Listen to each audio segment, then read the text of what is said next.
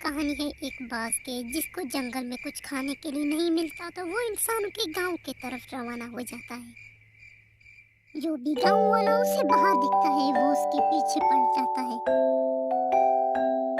वो बाज दिन में 10 लोगों को अपना शिकार बनाया करता। गांव वाले हमेशा घरों में ही कैद रहते थे और वो बाज हमेशा दरवाजों के सामने खड़ा हो जाता था। अगर कोई भी घर से बाहर निकलता तो वो आसमान का सफर किया करता था, यानी कि वो बाज का शिकार बना करता था। कार्तिक जी, आप बाहर भी नहीं निकल सकते और घर का पूरा राशन खत्म हो गया। कार्तिक जी, नायरा, आप भी चॉइस करो, हम बाज का शिकार बने या भूखा मर जाए। आप बैठो यहाँ, मेरे बच्चे भूखे हैं, मैं खुद ही कोई राशन लेके आती हूँ बाहर से। माँ की दिल तो आखिर माँ की दिल ही होती है। नायरा खुद घर से बाहर निकल जाती है कुछ ढूंढने के लिए। उसका पूरा परिवार भूखा था। ऐसे मानो जैसे बाज पहले से ही नायरा का इंतजार कर रहा था। जैसे ही नायरा बाहर निकलता है वो बाज उस पर झपट पड़ता है। नायरा चीखती रही, चिल्लाती रही, वो बाज उसे अपने साथ उठाकर घने आसमान में ले जाता है। वो बाज नायरा को अपने बच्चों का खाना बनाती है। एक दिन बाज के चोंच बढ़ता है और उसके नाखून भी बढ़ते हैं और उसके दूसरे पंख निकल आते हैं। ना तो पंजों से सही तरह वो इंसान पकड़ पाता और ना चोंच से खा पाता। इसी तरह से कई दिन गुजर जाते हैं। गांव वाले भी निडर होकर अब थोड़े थोड़े घर से बाहर निकलने लगते हैं। इस घड़ी में बाज हार मारने वाला कहाँ था। वो पत्थर पर मार मार कर अपना चोंच तोड़ देता है। वो अपने नाखून भी बहुत तोड़ता है और वो बहुत कमजोर होकर वहीं गिर जाता है। इसी तरह समय गुजरने लगता है और गांव वाले भी उस बाज के बारे में भूल जाते हैं। इस तरह से बहुत समय गुजरते हैं। 2 महीने हो जाते हैं।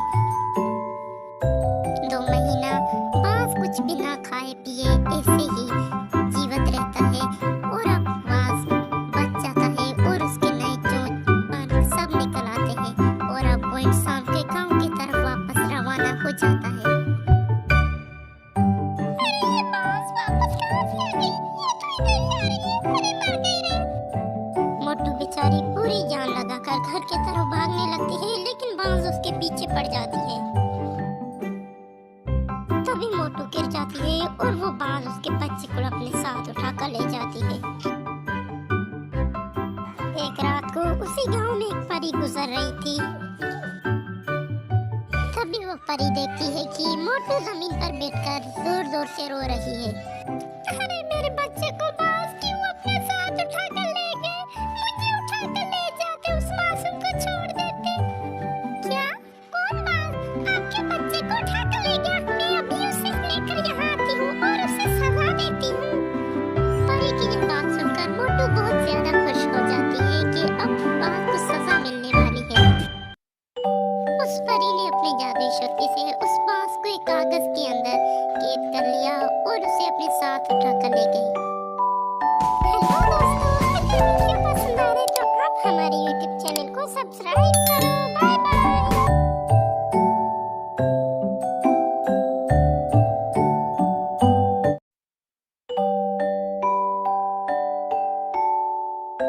एक दफा का जिक्र है, एक गांव में पतलू नाम की एक बदसूरत लड़की रहा करती थी। उसकी दोनों बहनें उसे बिल्कुल पसंद नहीं करती थी।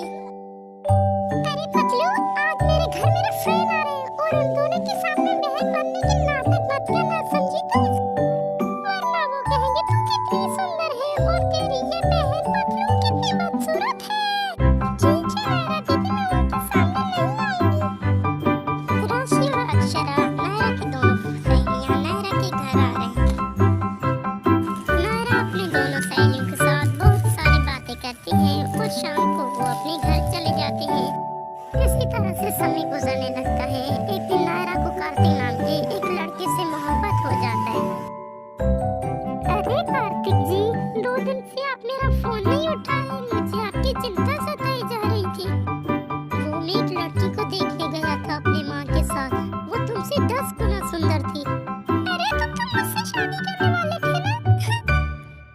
मैं तुमसे शादी करने वाला था लेकिन किया तो नहीं ना। मेरा रिश्ता बॉक्सर के साथ तय हो गया है। अब तुम मेरा पीछा छोड़ दो। तूने मेरा दिल तोड़ दिया कार्तिक। आज के बाद मैं तुमसे कभी बात नहीं करती। ऐसा कहकर नायरा वहाँ से चली जाती है। ये सब कुछ इस बदसूरत पतलू की वजह से हुआ। इसकी ही नजर लग गई। मैं आज इसे नहीं छोड़ूंगी। नायरा दीदी, इसमें मेरी क्या कसूर है बताओ। अरे पतलू शर्म करिए, तुम्हारी भाई बहन है, तमीज से बात क्या कर। पतलू अपने दोनों बहनों से डरकर वहाँ से भागकर चली जाती है। पहले मैं कितना सुंदर हुआ करती थी, ये दोनों बहनें रोज मुझे मारते, इसलिए मैं बदसूरत बन गई। अब मैं यहाँ से चली जाऊंगी और इतना खूबसूरत बन जाऊंगी कि ये दोनों देखते रह जाएंगे। मोटू, तुम दीदी से ये बात बोल देना कि पतलू घर छोड़कर चली गई है। तुम दोनों मुझे बहुत परेशान करती हो। ठीक है, चली जाओ। अगर यहाँ लौट कर आ गई ना, मैं तुम्हारे टांगे तोड़ दूंगी। बोलती हूँ हाँ। अब मैं यहाँ कभी नहीं आऊंगी, समझी तुम। ऐसा कहकर बेचारी बदसूरत पतलू घर से निकलकर चली जाती है। जब शाम होती है, नायरा घर की तरफ आती है। अरे नायरा दीदी, ये खुशखबरी है। अरे मोटू बहन, जल्दी बताओ क्या खुशखबरी है। अरे वो बदसूरत पतलू घर छोड़कर चली गई। अरे उसे क्यों निकाला, कम से कम वो काम तो करती थी नौकरानी की तरह। दूसरी तरफ पतलू रहने के लिए कोई घर ढूंढ रही थी। अरे दीदी, हमारे शादी को एक हफ्ता नहीं हो गया, तुम मुझे छोड़कर चले गए। ये तुम्हारा एक्सीडेंट कैसे हो गया। अरे मैं तो उस बॉक्सर को मारने जाती थी, लेकिन वो बच गया और मेरे पैर ही मर गए। कार्तिक जी, आप मुझे छोड़कर चले गए। मैं तो इस बॉक्सर को मारना चाहती थी, लेकिन ये कैसे बच गई। लेकिन आप चिंता मत करो, मैं इससे आपका बदला जरूर लूंगी। अच्छा, तो आपने ही एक्सीडेंट किया, मैं अभी पुलिस को फोन करती हूँ। कार्तिक के खून के जुर्म में बॉक्सर नायरा को गिरफ्तार करवा देती है। दूसरी तरफ मोटू को पता लग जाती है कि उसकी बहन नायरा ने एक आदमी का एक्सीडेंट किया और उसके जुर्म में वो जेल चली गई। मैं हमेशा पतलू को ही गलत समझा करती थी, लेकिन नायरा दीदी खुद ही ऐसी लड़की है और मैंने बेचारी पतलू को हमेशा डांटा और उसे रोज मारा। उसे घर से निकाला। नायरा दी ने क्या कहा कि वो मुफ्त में काम तो करती थी नौकरानी की तरह। अब मोटू को अपनी गलती का एहसास हो जाती है और वो पतलू को ढूंढने के लिए चली जाती है। आज के बाद मैं सुनसान जंगल में रहूंगी और मोटू और नायरा दीदी के पास वापस कभी नहीं जाऊंगी और यहाँ ही एक घर बनाकर वहीं रहूंगी। अरे बहन जी, आपने एक बदसूरत लड़की देखी है क्या। अरे हाँ, वो बदसूरत लड़की तो रोती हुई जंगल में जा रही थी। वहाँ उसने देखा तो पतलू एक कोने में रो रही थी। पतलू, मुझे माफ करना। मुझे माफ करना। अब जल्दी चलो, घर चलो मेरे साथ। ये अपना नाटक बंद करो मोटू बहन। घर में काम वाली नहीं है तो मुझे लेने आ गए। पतलू, मैंने हमेशा आपको गलत समझा, मुझे माफ करना। मैंने नायरा दी की वजह से हमेशा आपको गलत समझा। अब घर चलो मेरे साथ। अब पतलू मोटू को रोती देख पतलू भी समझ जाती है कि मोटू को उसकी गलती का एहसास हो चुका है, इसलिए पतलू घर चलने के लिए राजी हो जाती है। बस फिर क्या था, कुछ ही दिन के अंदर पतलू बहुत सुंदर हो जाती है और वो दोनों राजी खुशी रहने लगते हैं।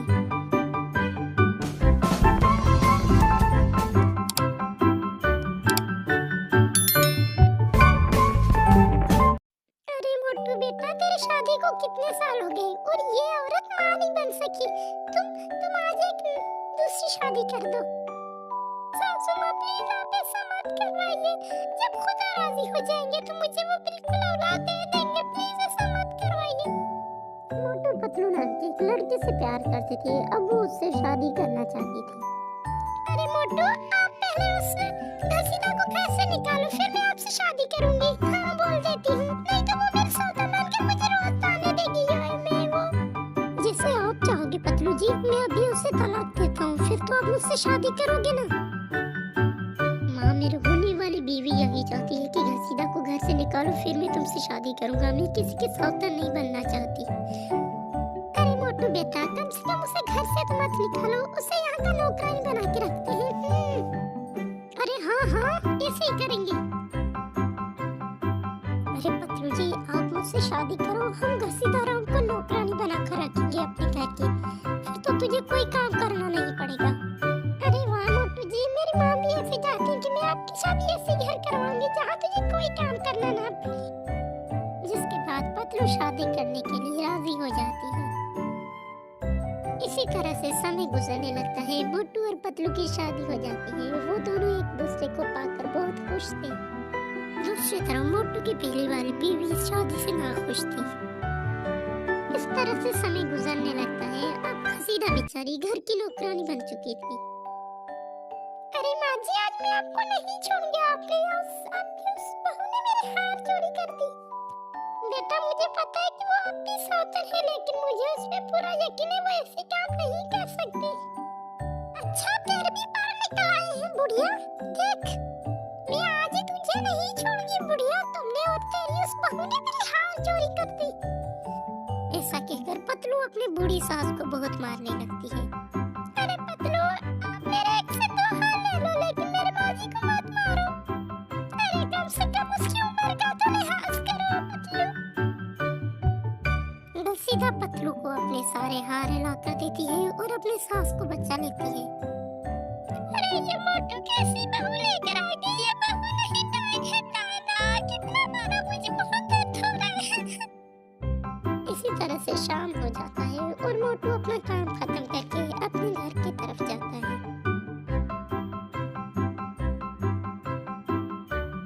अरे मोटू जी, आज घसीदार राम और सास के बीच में लड़ाई हो गया और वो दोनों लड़ते लड़ते सीढ़ियों से नीचे गिर गए और वो दोनों इस दुनिया को छोड़कर चले गए।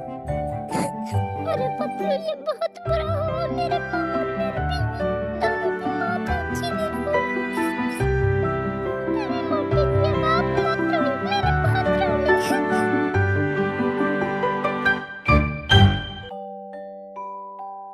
इसी तरह से समय गुजरने लगता है। अरे पतलू, मैं ऑफिस जा रहा हूँ, आप अपना ख्याल रखना, ठीक है? अरे मोटू जी, आप चिंता मत करें, आप आराम से जाइए। जिसके बाद मोटू ऑफिस की तरफ रवाना हो जाते हैं। ओह गॉड, मैं अपना मोबाइल घर भूल गया और मुझे देर हो रही है ऑफिस। मैं जल्दी मोबाइल लेके आता हूँ। शुक्र है कि मैंने अपने सास और अपने सौतन को पहले से ही खत्म कर दिया, नहीं तो वो मेरी सच्चाई मेरे पति मोटू को बता देती थी। पतलू इस बात से अनजान थी कि उसके पति मोटू उसके पीछे खड़ा उसके सारे बातें सुन रहा है। कहते हैं ना, 100 दिन चोर का एक दिन साथ का। अब मोटू को इस बारे में पता लग जाता है। बस फिर क्या था, मोटू पतलू को कानून के हवाले करते हैं। उस दिन के बाद से मोटू राजी खुशी से रहने लगता है। हेलो दोस्तों, अगर वीडियो पसंद आए तो लाइक, कमेंट और सब्सक्राइब करें। Okay bye. लेकिन दोस्तों, हम आपको एक खबर अदा करते हैं कि हमारा आईडी एक और आदमी चला रहा है। मुझे नहीं पता वो कौन है, लेकिन मैं इतना जानती हूँ वो मेरे आईडी पे गलत तस्वीरें लगा रहा है। दोस्तों, मेरा विश्वास करो, वो मैं नहीं हूँ। एक नदी के उस पार पतलू नाम की एक लड़की रहती थी और पतलू के उस पार मोटू नाम का एक शहजादा रहता था। वो दोनों एक दूसरे को पसंद करते थे और शादी करना चाहते थे, लेकिन एक नदी के उस पार था तो दूसरा नदी के उस पार। इस वजह से वो दोनों हमेशा परेशान रहते थे।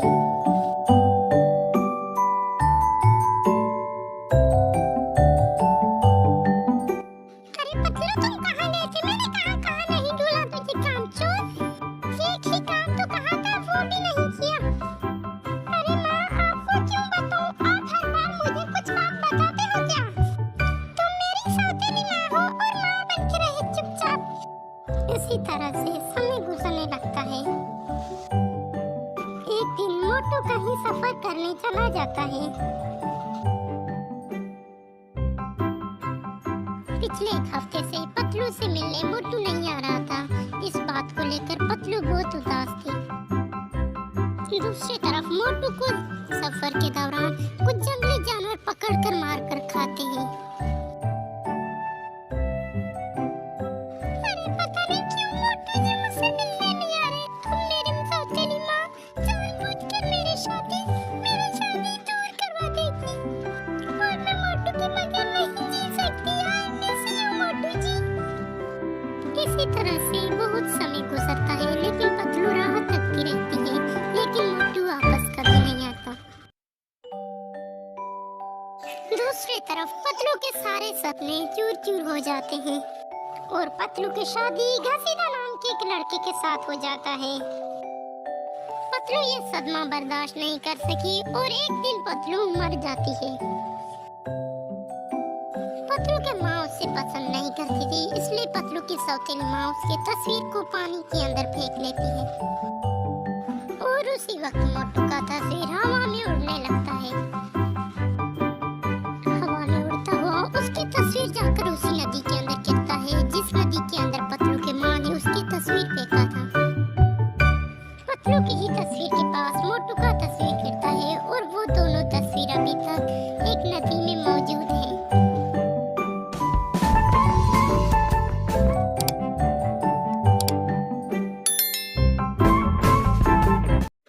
कहानी है जोनी के, जो अपने बेटे जॉन के साथ रहा करता था। अरे बेटा जॉन, मैं कुछ काम के लिए जा रहा हूँ, तुम मेरे डॉगी को घुमाने ले जाना। ठीक है पापा, अब चले जाना, मैं टॉमी को घुमाने ले जाऊंगा। जॉन के पापा सारे जानवरों को जॉन के सहारे छोड़कर वहाँ से चले जाते हैं। जॉन अपने गायों को चारा डाल रहा होता है, तभी उसका फ्रेंड मोटू वहाँ आता है। अरे जॉन, जल्दी जल्दी काम खत्म करो, आज हम दोनों मूवी देखने जाएंगे। अरे मोटू, और मुझे टॉमी भी घुमाने ले जाना है। अरे जॉन, तुम चिंता क्यों कर रहे हो, हम टॉमी को भी अपने साथ ले जाएंगे। वैसे हमारा टॉमी बहुत समझदार है, क्यों टॉमी? ये सुनकर टॉमी अपना पूंछ हिलाने लगती है। ये देखकर जॉन बहुत खुश हो जाता है और मोटू से कहता है कि हमें शाम होने से पहले ही वहाँ जाना पड़ेगा। दोनों शाम होने तक सारा काम निपटाकर मूवी देखने के लिए चले जाते हैं। वो दोनों जंगल के रास्ते से मूवी देखने के लिए चले जाते हैं। अरे वो लोग टॉमी को अंदर आने नहीं देंगे मोटू, हम टॉमी को बाहर एक पेड़ से बांध देंगे, ठीक है? वहाँ पहुंचकर वो टॉमी को एक पेड़ से बांध लेते हैं।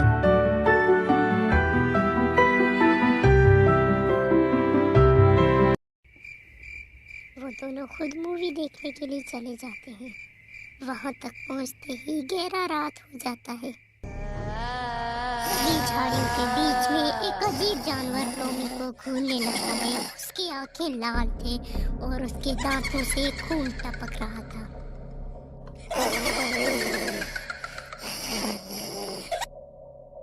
तभी टॉमी की नजर झाड़ियों पर पड़ता है। झाड़ियां हिल रहे थे। एक अजीब जानवर टॉमी को घूर रहा था। वो अजीब जानवर टॉमी को घूरने लगा। उसके दांतों से खून टपक रहा था। उस अजीब जानवर को देखकर टॉमी अपने पट्टे को जोर जोर से खींचने लगता है।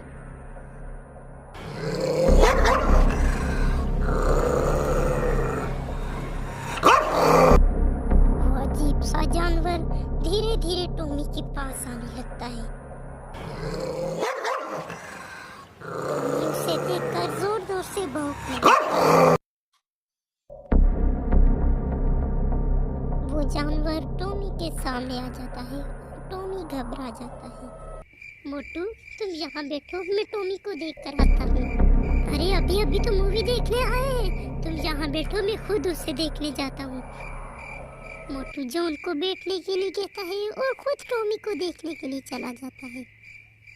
वहाँ पहुँचकर मोटू ने देखा कि पेड़ पर पट्टा बंधा हुआ है, लेकिन वहाँ टॉमी नहीं है।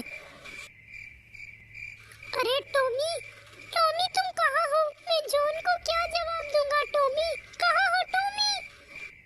मोटू को टॉमी कहीं नहीं मिलता तो मोटू वापस जाने लगता है। जब मोटू वापस जा रहा तो वो एक चीज से टकरा कर गिर जाता है। वो देखता है तो वो टॉमी की लाश होता है। उसका शरीर सूख चुका था और उसके गले से खून निकल रहा था। टॉमी को देखकर मोटू जोर जोर से रोने लगता है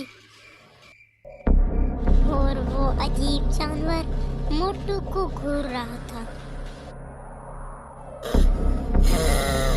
तभी मोटू को ऐसा लगता है कि कोई उसके पीछे उसे घूर रहा है। जब मोटू डरते हुए पीछे देखता है तो उसके होश उड़ जाते हैं। उस जानवर का इतना भयानक रूप देखकर मोटू वहां से भागने लगता है। ये क्या भला है? ये मुझे आज जिंदा छोड़ने वाला नहीं है। और वो जानवर भी अपनी पूरी जान लगाकर मोटू के पीछे भागने लगता है। और वो जानवर मोटू की पीठ पर हमला करने के लिए मोटू के ऊपर कूद जाता है। मोटू वही जमीन पर गिर जाता है। वो जानवर अपने नुकीले हाथों से मोटू को उठा लेता है। मोटू चीखता रहा, चिल्लाता रहा। वो जानवर नहीं रुका और मोटू का खून पीने लगा। अरे मूवी खत्म होने वाला है और अभी मोटू टॉमी को देखकर नहीं आया। अब मैं खुद ही जाकर देखता हूँ। मोटू बहुत देर करता है और जॉन वहाँ से उठकर मोटू को ढूंढने के लिए चला जाता है। वहाँ पहुँचकर जॉन देखता है तो पेड़ पर पट्टा बंधा हुआ है, लेकिन टॉमी वहाँ नहीं है। अरे मोटू तुम कहाँ हो? और टॉमी तुम कहाँ हो? टॉमी, मोटू तुम दोनों कहाँ हो? पता नहीं। जॉन को वो दोनों कहीं दिखाई नहीं देते। जॉन अपने घर चले जाते हैं। दूसरी तरफ जॉन के माँ बाप उसका इंतजार कर रहे थे। पापा, पापा, मोटू और टॉमी दोनों गायब है पापा। बेटा मैंने कहा था कि रात को कहीं मत जाना। अब गायब हो गया ना मोटू और टॉमी। चलो उन्हें ढूंढने चलते हैं, तुम चिंता मत करो। अभी वो दोनों ये सब बोल ही रहे थे तभी जॉन की मम्मी बोलने लगती है। अरे आप दोनों को नहीं पता क्या गांव में वो लौट आया है? अरे क्या बोल रही पतलू? कौन लौट आया है? कहीं वो छुपा काबरा तो नहीं आया है पतलू? अरे हाँ वो तो आई है। पापा ये छुपा काबरा कौन है? अरे उसका नाम मत लेना, वो शैतान का पालतू जानवर है छुपा काबरा। वो 10 साल में अपना पेट भरता है। पापा कहीं उस छुपा काबरा ने मेरे टॉमी और मेरे दोस्त मोटू को उन्हें हम कल ढूंढेंगे। इस वक्त तुम लोग कहीं मत जाना। पतलू उन दोनों को रोकने की बहुत कोशिश करती है, लेकिन जॉन और जॉनी वहाँ से चले जाते हैं। जॉनी अपने हाथ में एक खंजर पकड़ता है और टॉमी और मोटू की तलाश में चले जाते हैं वो दोनों। दूसरी तरफ दूर खड़ा छुपा काबरा ये सब देख लेता है। जॉनी और जॉन इस वक्त चले गए। पतलू ये सब अभी बोल ही रही थी तभी दरवाजा खटखटाने की आवाज आती है। लगता है वो लोग आ गए। पतलू जैसे ही दरवाजा खोलती है क्या देखती है? छुपा काबरा उसके सामने खड़ा है। उसकी लाल आंखें पतलू को घूर रही थी और वो पतलू पर हमला कर देती है। दूसरी तरफ जॉन और जूली आते हैं और पतलू को आवाज देते हैं, लेकिन पतलू कोई आवाज नहीं देती। लेकिन जैसे ही वो जमीन पर देखते हैं तो उनके होश उड़ जाते हैं। पतलू की लाश जमीन पर पड़ी थी और उसका शरीर सूख चुका था। पतलू के लाश को देखकर वो दोनों बहुत रोने लगते हैं और छुपा काबरा अपना अगला शिकार ढूंढने निकलता है।